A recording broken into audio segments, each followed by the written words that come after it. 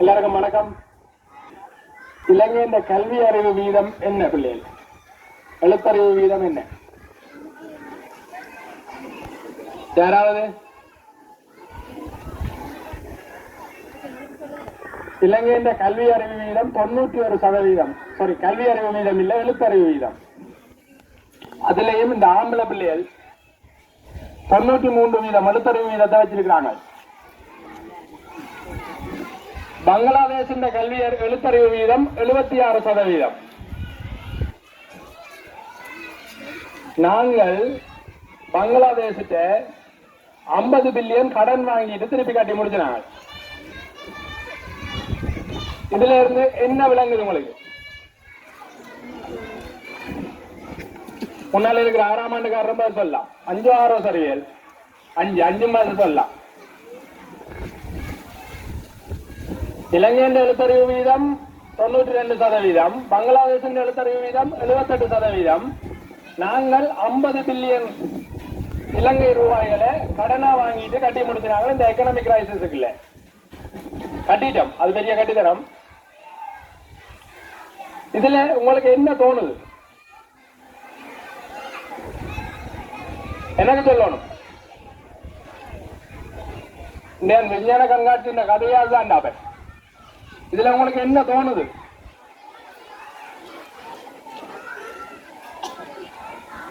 இந்த திரைப்படங்கள்ல வர ஜோக்கள் பாக்குற பழக்கம் இருக்கு உங்களுக்கு. அதுல என்ன படம் எனக்கு மறந்து போச்சு. வடிவேலு போய் பிச்சைக்காரன் பிச்சை எடுத்தார். வேட்டையா எல்லாம் போய் கரையான் இல்லமெல்லாம் கலைச்சு விடுவான். பிச்சைக்காரனோட போய் நிற்பாரு கரையில. அதுல ஒரு போலீஸ் அதிகாரி அவர். பிள்ளைகள் எங்கெந்த கல்வி என்னத்தை நோக்கி போய்கொண்டிருக்குன்னு சொன்னா, நாங்க மார்க்ஸ் எடுத்து 5ஆம் ஆண்டுக்காரர், நீங்க முக்கியமான ஆக்கள், மார்க்ஸ் எடுத்து அதை பேஸ்புக்ல போட்டு இவர் கொலசி பாஸ் பண்ணார், இவர் 9, இவர் 3 என்பதோட முடிஞ்சு போயிருது. ஒட்டுமொத்த நாடும் பிச்சை எடுத்து கொண்டிருக்கு. இன்னொரு பிச்சைக்காரன் நாட்டுட்ட கன நாட்டுட்ட பிச்சை எடுக்கிறாங்க. நானேன் பங்களாதேஷ் சொன்னான்டா, பங்களாதேஷ் அது பாவம், அதே ஒரு ஏழை எளிய நாடு. அதுகிட்ட போய் நாங்க பிச்சை எடுத்துட்டு கட்டி முடிச்சுட்டு இங்க பீதி கொண்டிருக்கோம் பிள்ளைகள். பெரிய பெரிய வேற லெவல்ல சுதந்திர தின கொண்டாட்டம் செய்து, போர்வெற்றி விழாவும் செய்து, நாங்களும் எங்கண்ட பங்குச்சு அங்க பாஸ் பண்ணோம் இங்க பாஸ் பண்ணோம் சொல்லி பேஸ்புக்ல தேவையில்லாம என்னன்னு சொல்றது வெத்து வேட்டு காட்டி கொண்டிருக்கோம்டா. அப்ப நாங்க என்ன செய்யணும்?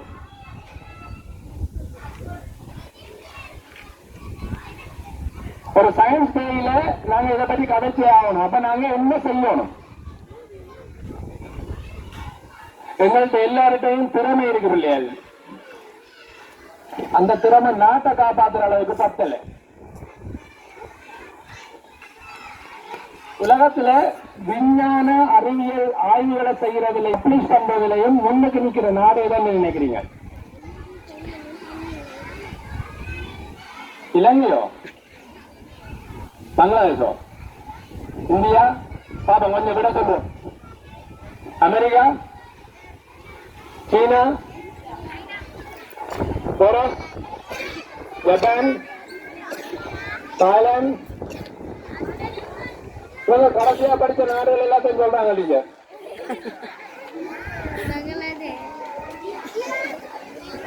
முன்னுக்கு நிற்கிறது இந்தியன் டேட்ல சைனா. இந்தியன் டேட்ல சைனா. இவ்வளவு நாள் முன்னுக்கு நின்றது அமெரிக்கா. இதை உடைக்கலாம் இல்லையா? Technological research, agriculture research, semiconductor research சொல்லி உடைச்சு வச்சு பார்க்கலாம். அப்படி உடைச்சு வச்சு பார்க்கிற போது வேற வேற நாடுகள் முன்னுக்கு நிற்குது. இதுல செமிகண்டக்டர்ஸ் ரிசர்ச்ல முன்னுக்கு நிற்கிறது நீங்க எதிர்பார்க்காத நாடு வடகொரியா. வடகொரியா. ட்ரோன் தொழில்நுட்பத்தில் முன்னுக்கு நிற்கிறது, அக்ரிகல்ச்சர் ட்ரோன்ல முன்னுக்கு நிற்கிறது சைனா. யுத்தத்துக்கு ட்ரோனை தயாரிக்கிற நாடுகள்ல முன்னுக்கு நிற்கிறது துருக்கி. இலங்கை எண்ணத்துல முன்னுக்கு நிற்கிறேன்னு நினைக்கிறீங்க?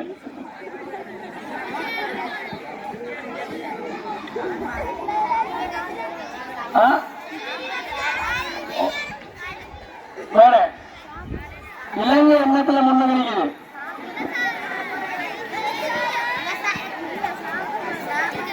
சரியான விட சொல்லியிருக்கான். முன்னாலே இருக்கிற தம்பி 2வது ரோட்ல 2வதா இருக்கிறான் சாப்பிடுறதுல. உண்மையான பிள்ளைகள் நாங்கள் ஒன்றிலையுமே முன்னுக்கு இல்லை. ஆரம்பிச்சுனா எல்லா வளங்களையும் வச்சுக்கொண்டு அது வெரி சீரியஸ் ஸ்ட்ரோக். இது நீங்க 5ஆம் ஆண்டுல யோசிக்க வலிக்கிறீங்களா இருந்தா அட்லீஸ்ட் இன்னும் 15 வருஷத்துல நாட்டை மீட்டு எடுக்கலாம்.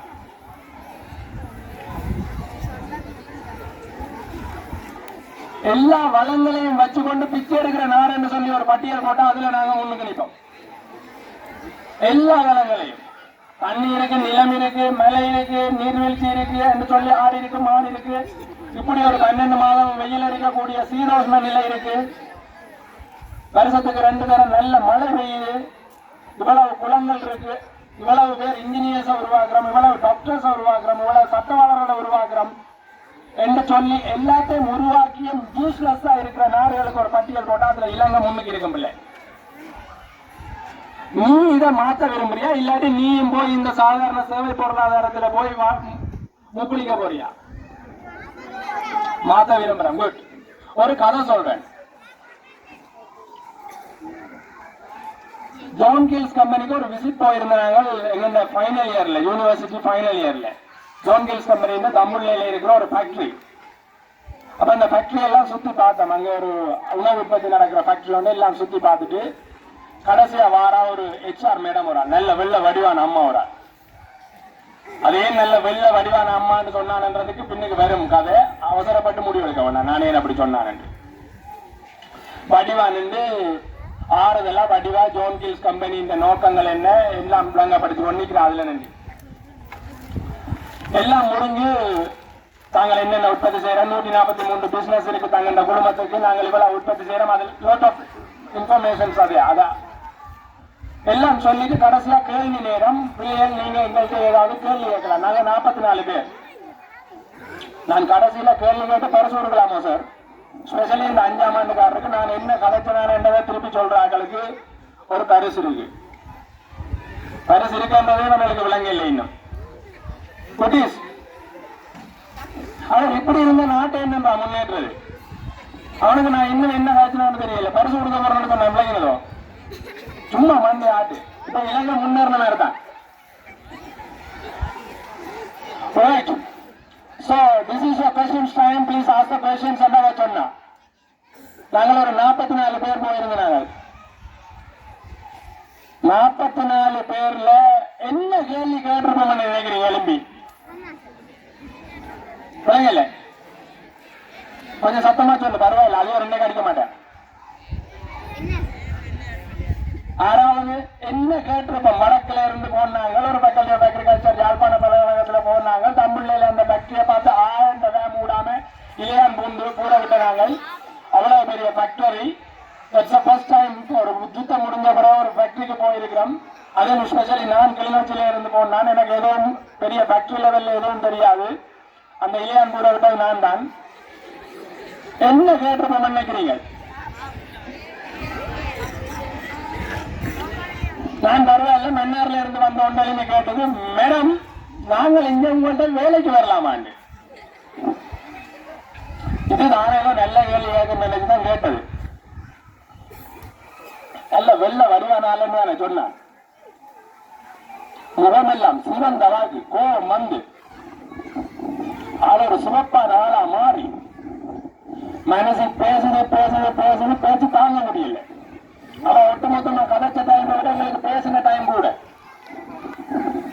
அவன் சொன்ன ஒரு பெரிய பிளாக் போர்ட் இருந்த முன்னால, please come everybody, please write what are the resources you have in your area. Northern ப்ராவின்ஸ்ல என்னென்ன வளங்கள் இருக்குதோ அந்த வளங்கள் எல்லாத்தையும் நீங்க லிஸ்ட் பண்ணுங்க. என்னென்னலாம் இருக்குதோ போய் லிஸ்ட் பண்ணுங்க. நாங்கள் எழுப்பி போய் எழுதினோம். ஒன்று குளம் எழுதிச்சு, ஒன்று ஆடு எழுதிச்சு, ஒன்று மாடு எழுதிச்சு, ஒன்று சன்லைட் எழுதிச்சு. நானும் இந்த பங்குக்கு பனைமரம் எழுதினேன். அந்த போர்ட் ஃபுல்லா முடிச்சும் முடியல என்னென்ன ரிசோர்ஸ் இருக்கின்றது. அவ சொன்னா, please go and finish your bachelor's degree first. Final இயர்ல போனாங்க, போங்க உங்க பேச்சுலர்ஸ் டிகிரியை முடியுங்க. முடிச்சுட்டு please create a good business plan. இவ்வளவு வளங்களையும் வச்சுக்கொண்டு ஒரு வியாபார மாடலை தயாரிங்க. தயாரிச்சுட்டு என்ன கால் பண்ணுங்க, I will come and work for your company. நான் உங்களோட கம்பெனியில நான் உங்களுக்கு HR வேலை செய்யறேன். அவ அங்க அந்த நேரம் 1.2 மில்லியன் salary எடுத்துட்டு இருந்தால் மாதத்துக்கு 12 லட்சம் ரூபாய் அவட சம்பளம் மந்த்லி. அவ சொல்றா, நீங்க வடக்குல இவ்வளவு ரிசோர்ஸையும் வச்சு கொண்டு வந்து என்னட்ட வேலை பிச்சை கேட்க வேண்டாம். இவ்வளவு ரிசோர்ஸையும் வச்சுக்கொண்டு நீ ஒரு பிசினஸ் பிளான் எழுது, இன்வெஸ்டர் அப்படி நீ அங்க தொழிலை உருவாக்கு, அங்க உங்களோட மாணவர்களுக்கு உங்களோட மக்களுக்கு அங்க தொழிலை உருவாக்கு. நான் உனக்கு HR வேலை செய்யறேன், ஹியூமன் ரிசோர்ஸ் மேனேஜரா நான் வேலை செய்யறேன். அடிச்சு அங்க பொத்தினாங்க நான் வாய் யாழ்ப்பாணம் வரும் வரைக்கும் வாயில இருந்து கண்ணடிக்கல. என்ன நடிக்கிற மானம் போச்சு. ஜோன் ஹில்ஸ்ல அவ 12 லட்சம் salary இருக்கிறவா, நாங்க கேட்ட வேலையில எல்லாம் ஒரு 6 லட்சம் 5 லட்சம் மாதம் சம்பளம் வாங்கக்கூடிய வேலையை தான் நாங்க கேட்டுனாங்க. எங்களுக்கு இந்த நிலைமைண்டா 45,000 ரூபாய் கவர்மெண்ட் ஜாப் வேணும் என்று சொல்லி யாழ்ப்பாண கச்சேரிக்கு முன்னால பந்தல் போட்டுட்டு வேலையில்லா பட்டதாரிகள் போராட்டம் என்று செய்கிறாங்க. இந்த நிலைமை ஒரு யோசிச்சு பாரு தம்பி தங்கச்சி. நாடு ஏன் இப்படி நாசமா இருக்குன்னு இப்ப விளங்குறோம். எங்கண்ட கல்வி அறிவு முழுக்க ஏட்டு சுரக்காதான். கறிக்கு உதவ இல்ல, உதவாது. ஏட்டு சுரக்கா கறிக்கு உதவாது, இவ்வளவு நாளும் உதவும் இல்லை. 9A என்று போஸ்ட் போட்டும் பிரயோசனம் இல்ல, 3A என்று போஸ்ட் போட்டும் பிரயோசனம் இல்ல, நீ என்னவா வந்தும் பிரயோசனம் இல்ல. நீ பெற்ற கல்வி இந்த நாட்டின் பொருளாதார வளர்ச்சிக்கு உதவே இல்லை என்று சொன்னா அதால் எந்த பிரயோசனமும் இல்லை. நீ அண்டே செத்ததுக்கு சமன். பிள்ளைகள், இந்த நாள்ல நான் உங்களுக்கு விதைக்க விரும்புற கருத்து தான், ஒரு விஞ்ஞான தினம், ஒரு சயின்ஸ் டே. எங்கெந்த கண்டுபிடிப்புகள் எல்லாம் கண்காட்சியோட முடியுது. bring those to market. அதை எல்லாத்தையும் மார்க்கெட்டுக்கு கொண்டு வாங்க. 4 அடி விழும். நீ எப்ப இந்த ப்ராடக்ட மார்க்கெட்டுக்கு கொண்டு வருவோ அவ்வளவு பேரும் வீட்டை வேண்டி வைக்கிறதுக்கு நீங்க ஒருவரும் பார்த்து கொண்டில்ல. அவன் பிரச்சனை கண்டுபிடிப்புகள் மூலதனமே பிரச்சனை தான். என்ன பிரச்சனை என்று கண்டுபிடிச்சு அந்த பிரச்சனைக்கு நாங்க ஒரு தீர்வாக வியாபார மாதிரிய முன்வைப்பமா இருந்தா we will become as a millionaire and billionaire in Sri Lanka.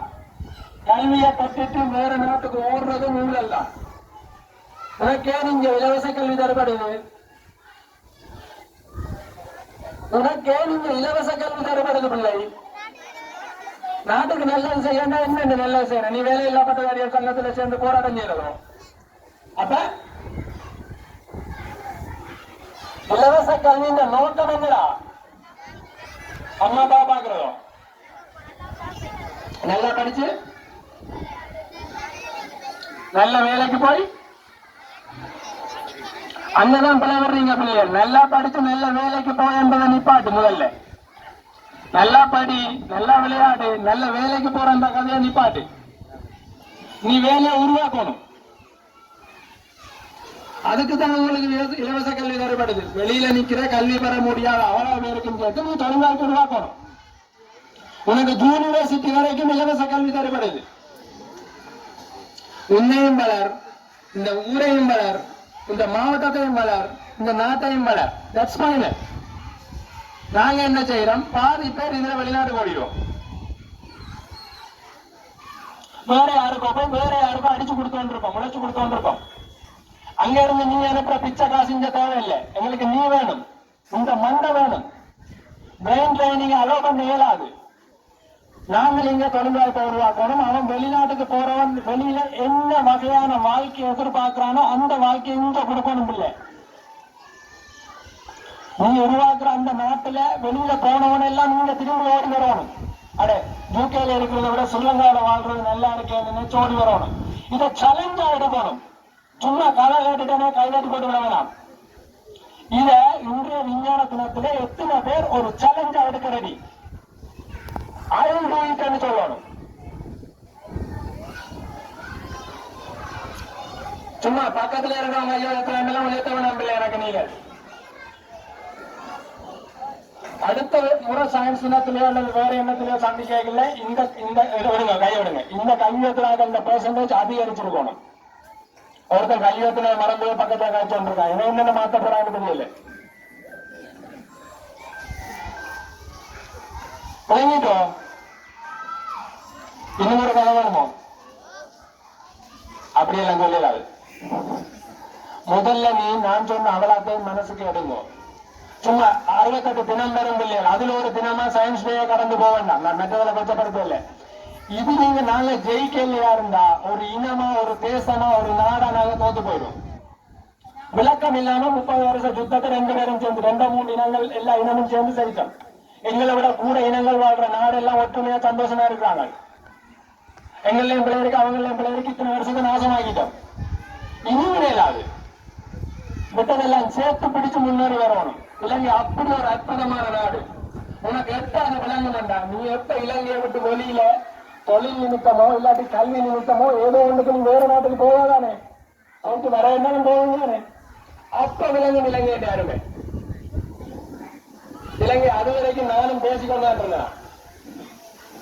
எப்ப வேற நாட்டுக்கு போய் பாக்குறோமோ அல்லது வேலை ஸ்டைல பாக்குறோமோ லைஃப் ஸ்டைல பாக்குறோமோ அந்த நாட்டின் சீதோஷ்ண நிலை அக்ரிகல்ச்சர் உணவு உற்பத்தி அந்த நாட்டின் ஒட்டுமொத்த மக்களின் வாழ்க்கையை பாக்குறோமோ அன்றைக்கு இலங்கை உனக்கு சொற்ப புரியா தெரியும். பாயிண்ட் ஏதாவது விளங்கிச்சா? பெரியாரோட காசு பிரயோசனம் இல்லை. இதை நான் உங்களோட வயசுல இருக்கிற பிள்ளைக்கு இன்றைக்கு விளங்கி சென்றா அட்லீஸ்ட் 10 வருஷத்துக்கு பிறகாவது இங்க ஒரு மாற்றம் வரும். இதுல கொஞ்சம் பேர் யோசிச்சுருப்பீங்க, இதை கதைக்கிறதுக்கு நீங்க கவர்மெண்ட்ல இருக்கிறீங்க. I am not in government service. Free time கிடைக்கல ஒரு இந்த கம்பெனிக்கு வாங்குவோம் சார். சீசன் டைம்ல ஒரு நாளைக்கு இந்த வயலில் கூட்டி வருவாங்க சார்.